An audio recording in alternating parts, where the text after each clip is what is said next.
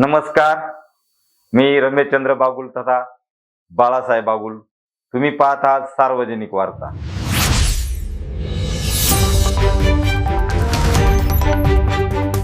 सर्वसामान्याशी संबंधित एक अत्यंत महत्त्वाची बातमी समोर येत आहे.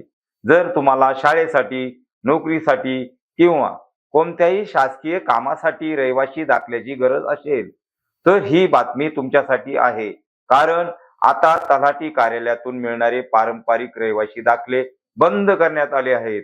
मित्रांनो, प्रशासकीय कामात पारदर्शकता आणण्यासाठी आणि नागरिकांची धावपळ थांबवण्यासाठी राज्य सरकारने हा मोठा निर्णय घेतला आहे. यापूर्वी आपल्याला रहिवासी दाखल्यासाठी तलाठी कार्यालयाचे उंबरठे झिजवावे लागत होते.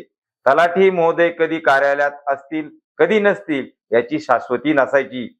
मात्र आता ही प्रक्रिया पूर्णपणे बदललेली आहे.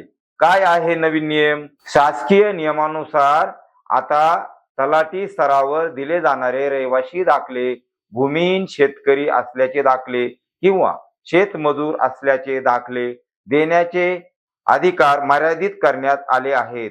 हे सर्व दाखले आता आपले सरकार पोर्टलच्या माध्यमातून किंवा सेतू केंद्रावरून ऑनलाईन पद्धतीने दिले जाणार आहेत.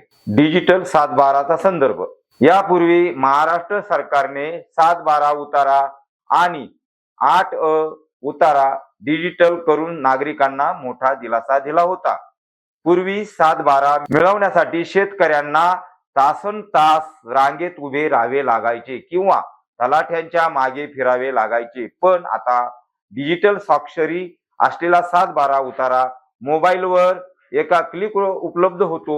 यामुळे भ्रष्टाचार कमी झाला असून वेळेची मोठी बचत होत आहे. त्याच धर्तीवर आता रहिवासी दाखल्याची प्रक्रिया देखील अधिकृतपणे तहसीलदार स्तरावरून किंवा ऑनलाईन प्रणालीतून हाताळली जाणार आहे.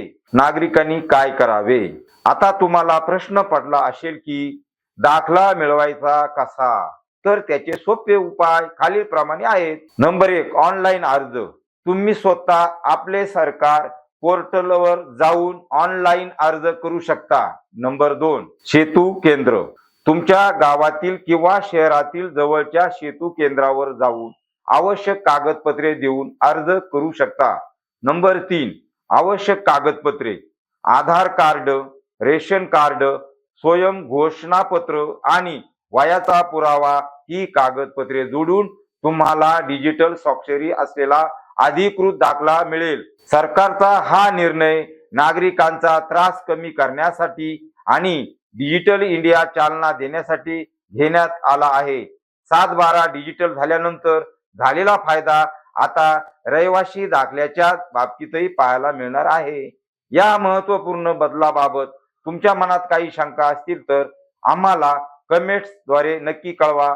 अशाच नवनवीन बातम्या आणि शासकीय अपडेटसाठी सार्वजनिक वार्ता चॅनलला सबस्क्राईब करायला विसरू नका. व्हिडिओ शेवट